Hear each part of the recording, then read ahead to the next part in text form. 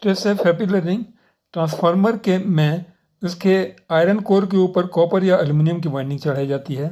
Core का यह एक लेमिनेशन है। इसकी मोटाई बहुत कम होती है। कई लेमिनेशन मिलकर के कोर का एक ढांचा तैयार करते हैं। ये कोर का लिंब है और यह कोर का लिंब है और यह कोर का योक है। ये अंत में इसको असेंबल करके ये शेप दिया जाता है। कई तरह के एक्सपेरिमेंट्स के बाद अपने और धीरे धीरे इसके इवोल्यूशन में पाया गया कि दो मटेरियल अब तक सर्वश्रेष्ठ पाए गए हैं। यह है CRGO यानी कि कोल्ड रोल्ड ग्रेन ओरिएंटेड और एमॉर्फस कोर। दोनों में मुख्य अंतर उनके उत्पादन की प्रक्रिया में है। CRGO का ग्रेन ओरिएंटेशन एमॉर्फस कोर से अलग होता है। ट्रांसफार्मर कोर में मुख्य लॉस एडी करंट लॉस और हिस्टेसिस लॉस होता है। एमॉर्फस कोर ट्रांसफार्मर में लेमिनेशन शीट की मोटाई 0.025 मिलीमीटर होती है, यानी कि 1 मिलीमीटर में 40 स्टैंपिंग हो सकते हैं।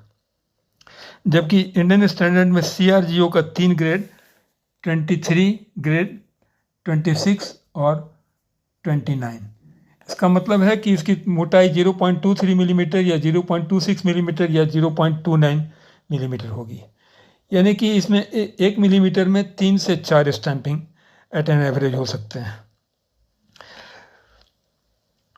इस कारण से CRGO कोर में चूंकि स्टैंपिंग की मोटाई अधिक होती है तो एडी करंट लॉस अधिक होंगे और हिस्टेरिसिस कर्व का एरिया भी CRGO कोर में एमॉर्फस कोर ट्रांसफार्मर से अधिक होगा।